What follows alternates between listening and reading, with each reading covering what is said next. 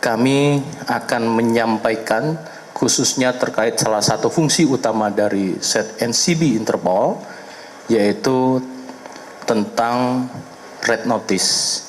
Ada beberapa hal nanti yang akan disampaikan oleh Sekretaris NCB Interpol. Tentu ini menjadi perhatian rekan-rekan dan terutama juga masyarakat umum. Untuk itu kami persilakan kepada Set NCB Interpol, Brigadir Jenderal Polisi Untung. Kami persilakan.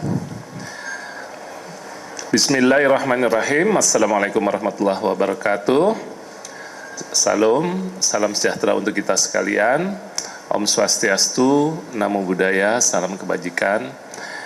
Yang terhormat Bapak Karo Penmas, Brigadir Jenderal Polisi Truno Yudo, Bapak Kabak Penum Diphumas Polri, Kombes Polisi Erdi Mulan, dan Kabak Jatranin Set NCB Interpol Indonesia Dipubinter Polri, Kombes Riki Purnama.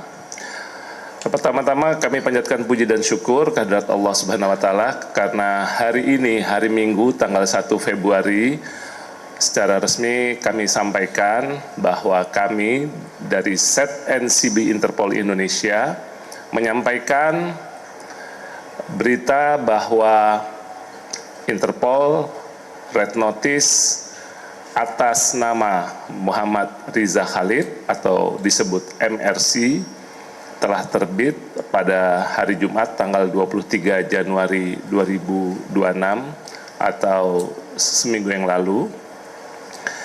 Dan setelah terbitnya red notice, kami menindaklanjuti upaya yang dilakukan oleh Set NCB Interpol Indonesia melakukan koordinasi tentunya dengan counterpart, baik counterpart asing maupun counterpart yang berada di dalam negeri, kementerian maupun lembaga. Dan tentunya kami, Set NCB Interpol, mendukung langkah-langkah penegakan hukum atas pelaku-pelaku tindak pidana yang melarikan diri ke luar negeri terkait dengan kejahatannya di Indonesia sehingga menjadi buronan internasional. Secara teknis kami sudah melakukan koordinasi dengan counterpart kami, dengan Interpol Lyon, dan tentunya rekan-rekan menanyakan pula bagaimana proses terbitnya Interpol Red Notice atas subjek Interpol Red Notice yang bernama MRC tersebut. Memang jalan panjang, namun alhamdulillah keberhasilan ini tentunya kontribusi dari rekan-rekan Set NCB maupun dukungan Interpol Headquarters di Lyon, Prancis. Secara teknis nanti pun Kabak Jatranin, Kombes Riki akan menyampaikan perjalanan yang cukup panjang, namun demikian kami sampaikan bahwa keberhasilan ini tidak semata-mata merupakan keberhasilan Set NCB Interpol dan Polri yang semua atas dukungan dan kerjasama baik kementerian lembaga maupun organisasi internasional yang memang memiliki perhatian untuk penegakan hukum dan pencarian buronan internasional.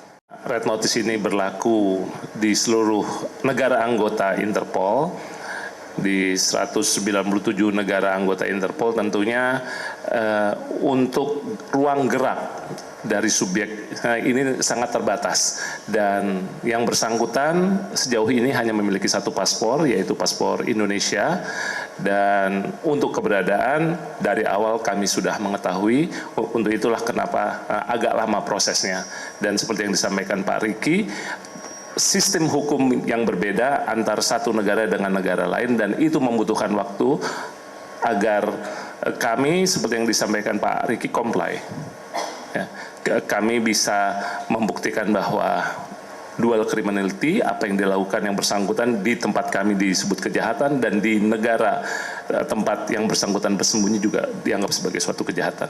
Bahwa subjek Interpol Red Notice ini memang berada di salah satu negara yang sudah kami identifikasikan dan sudah kami petakan, dan kami pun sudah menjalin kontak terkait dengan Interpol Red Notice yang diterbitkan oleh Lyon, karena kami sebagai requesting country, kami sebagai negara peminta, untuk Red Notice diterbitkan oleh markas besar Interpol di Lyon, dan keberadaan subjek saudara MRC kami pastikan bukan berada di Lyon, Prancis, tetapi ada di salah satu negara member country dari Interpol itu sendiri. Jadi di Interpol itu ada 190 negara anggota member country, dan di salah satu negara itu sudah kami petakan.